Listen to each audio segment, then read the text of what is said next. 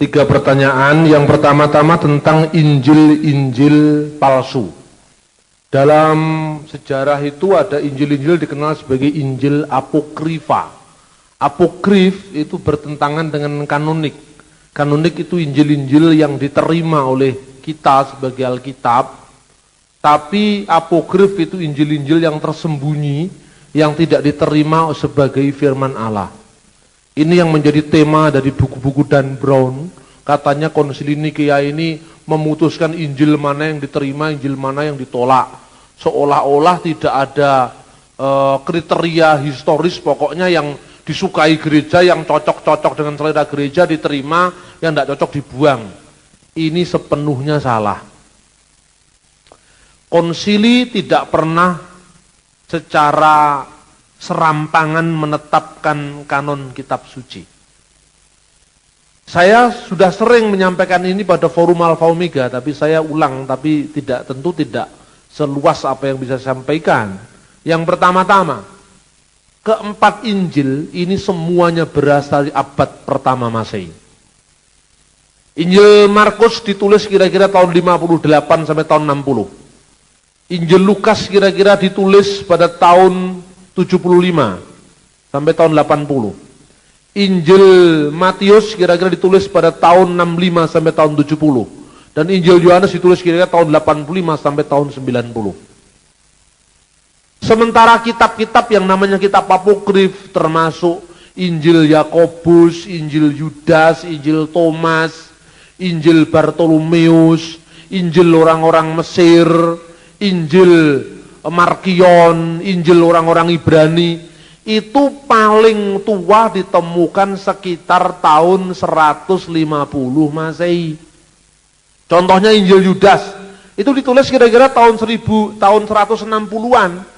Sehingga ketika Bapak Gereja yang bernama Irenaeus menolak keberadaan Injil Yudas, maka Injil Yudas ada sebelum Irenaeus. Injil Yudas ditulis itu abad kedua. Dan Injil Yudas itu menulis hal-hal yang sebenarnya tidak jelas, bukan Yahudi misalnya. Aku tahu engkau ya guru, engkau berada di alam yang tidak pernah mati, yaitu di alam Barbelo. Apa Barbelo itu? Tanya orang Yahudi di seluruh dunia, enggak ono sing ngerti Barbelo.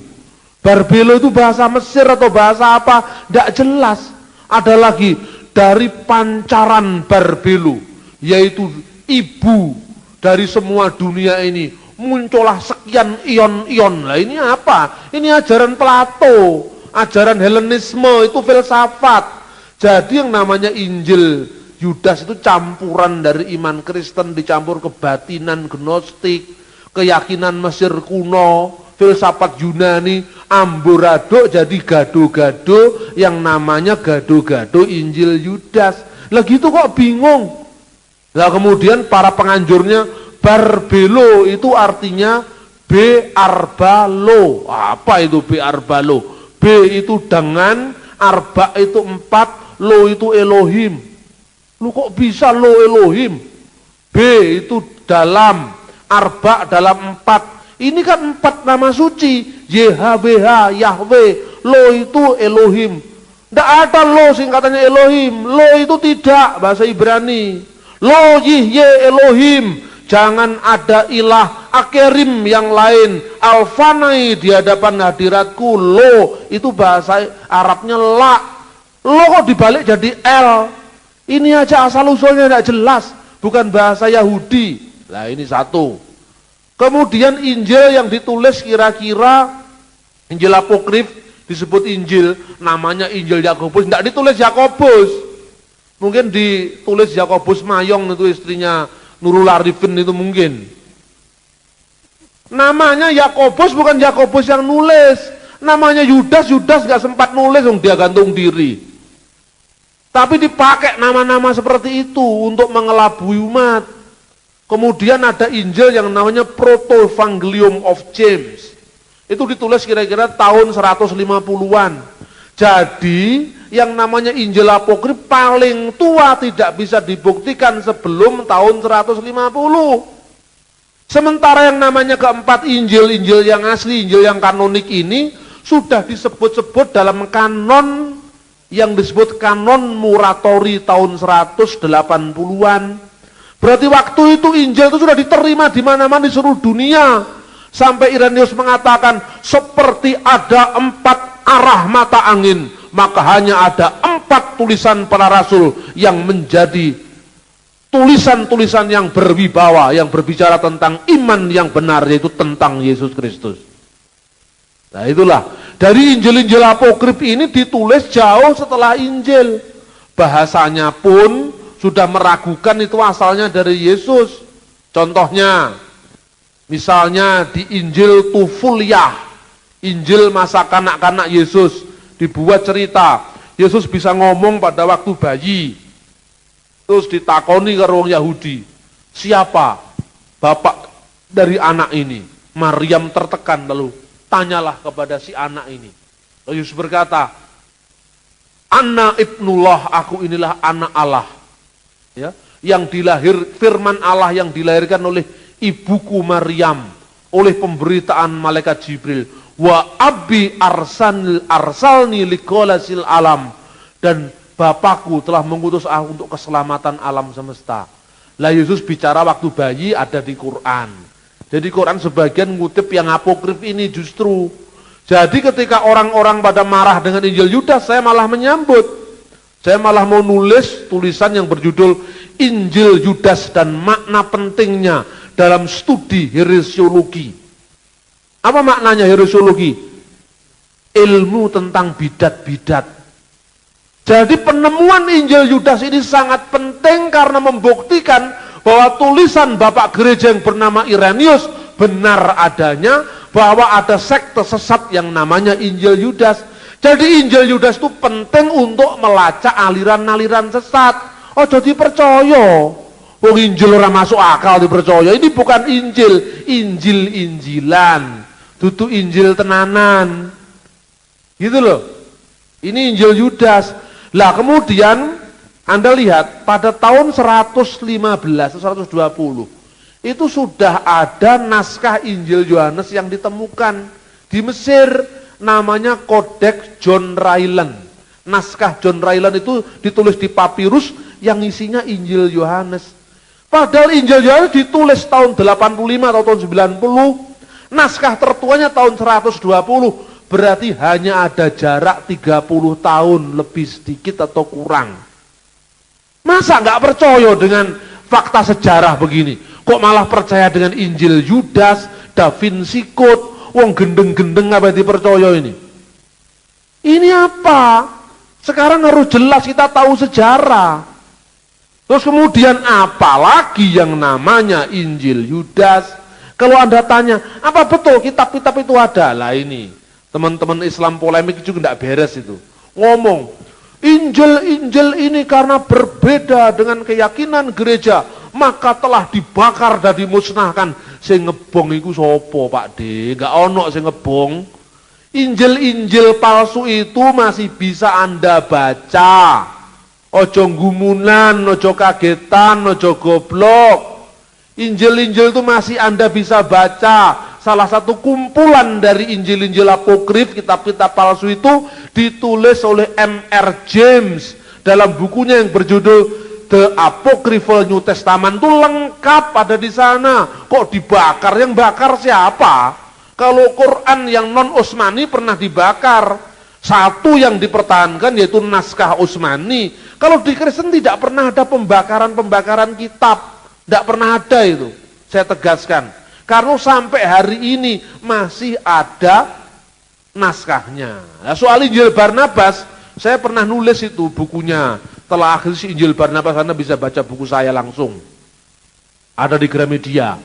Terakhir ini saya sedang merevisi naskah Injil Barnabas itu karena saya mendapatkan naskah Itali yang dijadikan dasar munculnya cerita bahwa Yesus telah membawa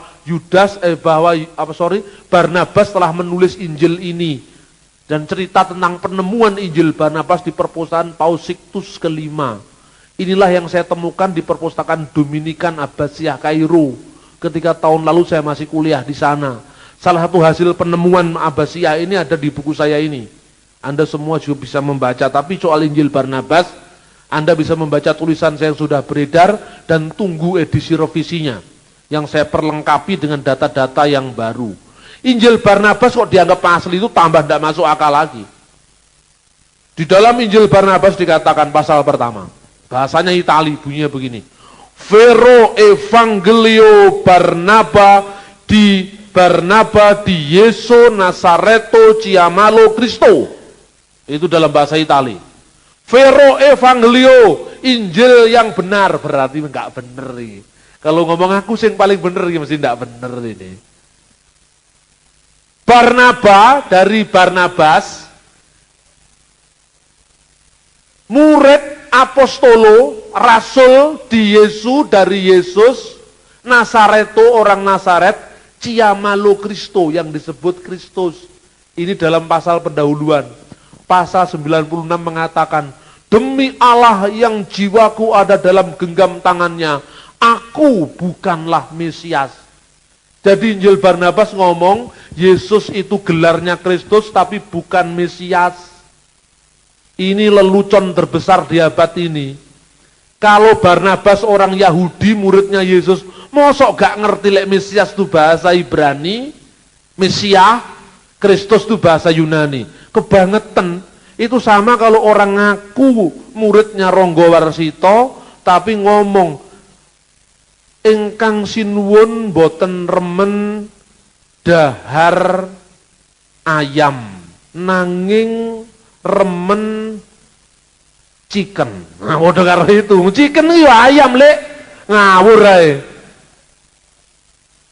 Diakui Yesus itu Kristus tapi bukan Mesias. Ini kan jelas-jelas bukan orang Yahudi yang nulis. Lu gitu kok dipercaya? Sing percaya goblok. Ini masalahnya. Itu paling gampang kalau ngomong dengan saya itu sudah. Yang kedua, from Nazareth, Jesus went up to Kapernaum. Lah ini ngawur lagi.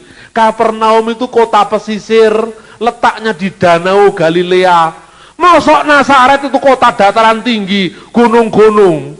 Went up to Kapernaum, mestinya went down to Kapernaum. Berarti yang nulis bukan orang Israel, tapi orang Itali. Jelas toh? Lu yang gini kok dipercaya? Kan kebangetan sing percaya yuk.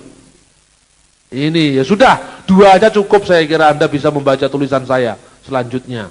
Kemudian apa tidak mungkin sekarang dilakukan seminar-seminar kajian tentang Islamologi? Saya pikir jangan istilah Islamologi. Nanti kena undang-undang penodaan agama. Karena membahas agama lain dari sudut pandang kita. Nggak usah. Kita selenggarakan dialog Kristen Islam. Ngundang kiai dan ngundang saya gitu loh. Ngomong fair. Jangan jadi jago kate. Berani ngomong di rumah sendiri ngerasani wong liya. Sing ini jumlahnya wakeh. Sekarang kalau saya usulkan undang saksi Yehova, debat terbuka dengan saya. Saya sudah biasa pertemuan dengan Kiai Akil, dengan Kiai siapa ini yang punya pondok pesantren Al-Siddiqiyah. Tanggal 10 kemarin saya bicara di Denanyar, pondok pesantren Al-Jiziyah. Tanggal 27 bulan Juli depan ini saya bicara di pondok pesantren Nurul Jadid di Paiton, Probolinggo. Semua bisa saya sampaikan dengan terbuka, dengan bahasa yang lemah lembut, hormat dan dengan hati nurani yang murni. Gitu loh. Kalau di gereja ada silahkan saya bicara tapi tidak usah ngomong Islamologi lah. Ya ngomong Alkitab saja, itu bukan agama kita kok, Islamologi. Itu saya, pendapat saya. Yang kedua, pertentangan-pertentangan dalam Alkitab loh, pertentangan itu bukan pertentangan mas, itu karena perbedaan pola penulisan, perbedaan teks, perbedaan pola terjemahan. Lah untuk itu perlu Anda mengundang lembaga Alkitab, sekali-kali seperti yang dulu pernah saya undang dari lembaga Alkitab di Hotel Miramah beberapa tahun yang lalu. Loh kok bisa Pak? Saya baca ini Living Bible, bunyinya begini. Saya baca Today English Version bunyinya, atau bahasa Indonesia sehari-hari sama dengan Today English Version bunyinya, dari bangsa mereka sendiri seorang nabi akan bangkit. Kok di terjemahan Lai 74 Dan terjemahan King James, di tengah seorang nabi di tengah-tengahmu dari antara saudaramu. Wah, ini pemalsuan katanya Masjid Al-Falah. Enggak sama. Terus saya ngomong ke seorang kiai, jangan baca terjemahannya. Waconen teks asli nih. Teks asli ini podo Pak, bunyinya Nebi mikerepka meateka. Kamu nih yang seperti aku ini ndak beda. Mikerepka di tengah-tengahmu. Tegese apa? Di tengah-tengahi wong Israel. Tapi Israel ini gak siji Mas, Israel jumlahi 12.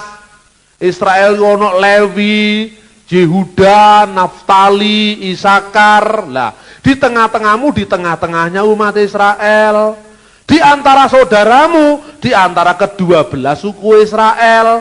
Jadi sama saja kalau di tengah-tengah bangsa Israel sendiri, yang satunya metode terjemahan harafiah, di tengah-tengahmu, di antara saudaramu, satunya terjemahan fungsional, inilah terjemahan bahasa Indonesia sehari-hari, satunya terjemahan baru, gitu loh.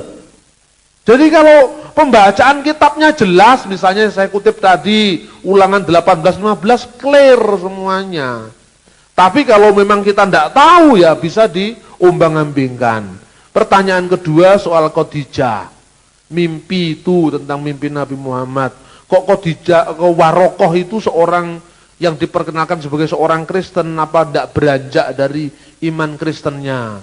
Ini terus terang bacaan Anda masih tidak lepas dari sumber Islam. Jadi kalau saya bisa membuktikan Warokoh itu bukan orang Kristen, Warokoh itu adalah seorang penganut agama Hanif, penganut agama Mekah. Dia tidak politeis tapi bukan orang Kristen, makanya disebut kelompok Hanif. Kenapa diperkenalkan orang Kristen? Lah ini salahnya. Orang-orang Islam yang sudah masuk Kristen itu ilmunya nggak tambah-tambah. Paradigma Islam dibawa ke Kristen, ini salah. Ini kan sejarah Islam, perlu di cross check ulang. Kenapa di cross check ulang? Apa benar Warokoh itu Kristen? Buktinya apa? Tafsir Departemen Agama mengatakan dia telah menerjemahkan Injil dari bahasa Ibrani ke dalam bahasa Arab. Iki wis kleru. Injil bukan bahasa Ibrani, bahasa Aram atau Yunani. Terus Injil yang mana yang diterjemahkan dalam bahasa Arab? Tidak ada buktinya. Kalau menurut saya, tidak usah kita nuruti itu ceritanya orang Islam.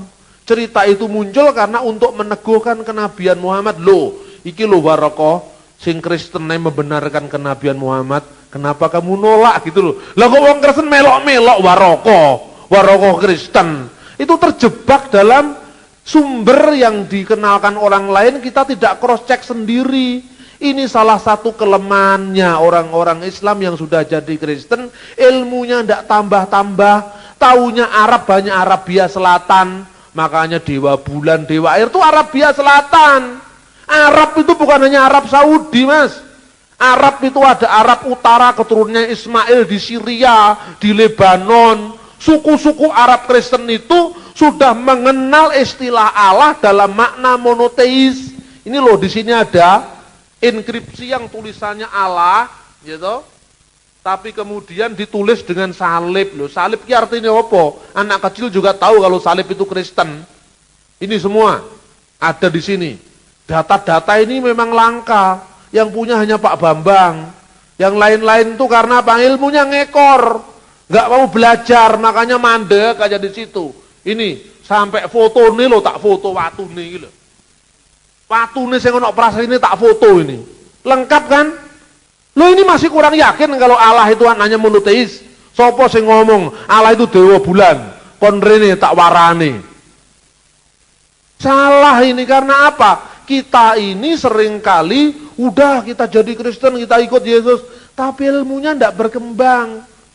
Gawan lawas itu digawa terus. Ini harus dibarui datanya. Di cross check dengan sejarah.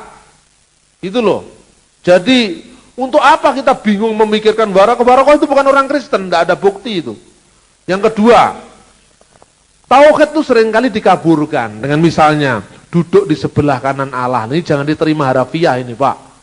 Duduk di sebelah kanan Allah itu asalnya ungkapan dari kitab Mazmur pasal 110 ayat 1 dan 2. Bunyinya, Neum Hashem, berfirmanlah Tuhan Yahweh, ladonai kepada Tuanku, my Lord, kepada Adonai, kepada my Lord itu Yesus, Mesias yang akan datang. Lah, tafsir Yahudi mengatakan yang disebut Adonai adalah gelar Mesias yang kita tunggu-tunggu, yang sekarang belum datang. Itu ditulis sebelum zaman Kristen. Lah karena itu begitu Yesus datang, orang Kristen yang juga orang Yahudi menyebut Yesus my Lord, Kurios, Adonai. Ini bukan karangan wong Kristen, wong Yahudi ya percaya iku. Mazmur. Lalu apa firmannya? Sifli yemini, duduklah kamu di sebelah kananku. Apa maknanya? Bait Allah itu ngadep ngetan. Kalau Anda baca pelajaran tabernakel ini, yang dari gereja tabernakel, menghadap ke timur bait Allah itu. Karena lambangnya zaman dulu, timur itu Taman Firdaus, Khedem. Nah, Istana Daud itu letaknya di sebelah kanan ruang Mahasuci. Di sini ada ruang Mahasuci, ruangan suci, halaman. Lah Istana Daud itu di sini. Firman Tuhan berkata, firman Tuhan kepada Mesias, kepada Tuanku, duduklah di sebelah kananku. Karena bait Allah yang suci ini ruang Maha Kudus, tempatnya Tuhan, tempatnya Allah. Lalu duduk sebelah kananku, kamu lungguh ana kono lho, ana kursine Daud.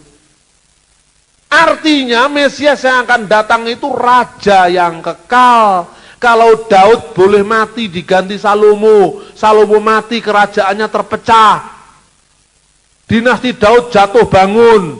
Tetapi Mesias, Tuan segala Tuan, Raja segala Raja, kerajaannya kekal. Tidak bisa diturunkan oleh demo mahasiswa seperti Pak Harto. Tapi kerajaannya kekal, itu maknanya duduk di sebelah kanan Allah Bapa. Bukan berarti neng kiwone Yesus, neng kiwone Gusti Allah, Yesus yang tengen, tidak seperti itu. Itu ungkapan. Lah, yang satu dengan Allah siapa? Yang satu dengan Allah itu Yesus sebagai firman Allah. Sebagai manusia, dia dibedakan dengan Allah. Contohnya, logos atau firman itu artinya pikiran. Pikiran itu ada dalam diri manusia. Pikiran saya tulis jadi buku ini, The History of Allah ini. Gitu?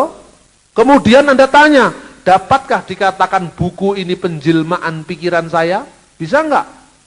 Bisa. Karena siapa yang membaca buku ini, membaca tulisan saya, mengerti pikiran saya. Dan pertanyaannya, pikiran saya ada di mana? Di sini, dalam diri saya. Sekaligus juga di sini. Karena ketika orang membaca ini tahu pikiran saya, dan pikiran saya adalah saya. Kertasnya saya apa bukan? Bukan. Kalau kertasnya kobong, terbakar, bukunya hilang, pikiran saya terbakar apa tidak? Tidak. Firman Allah menjadi manusia. Kemanusiaan Yesus itu bukan Allah. Yang diselamkan di sungai Yordan itu bukan Allah. Yang mati itu bukan Allah. Makanya 1 Petrus pasal 3:18 dikatakan dia yang dibunuh dalam keadaannya sebagai manusia. Sebagai manusia dia melakukan permohonan kepada Allah. Dia berdoa. Sebagai manusia, kemanusiaannya yang berdoa, kemanusiaannya yang mati, kemanusiaan yang lebih rendah daripada Allah. Tapi firman Allah adalah Allah dan satu dengan Allah. Buku saya bisa bersama-sama dengan saya.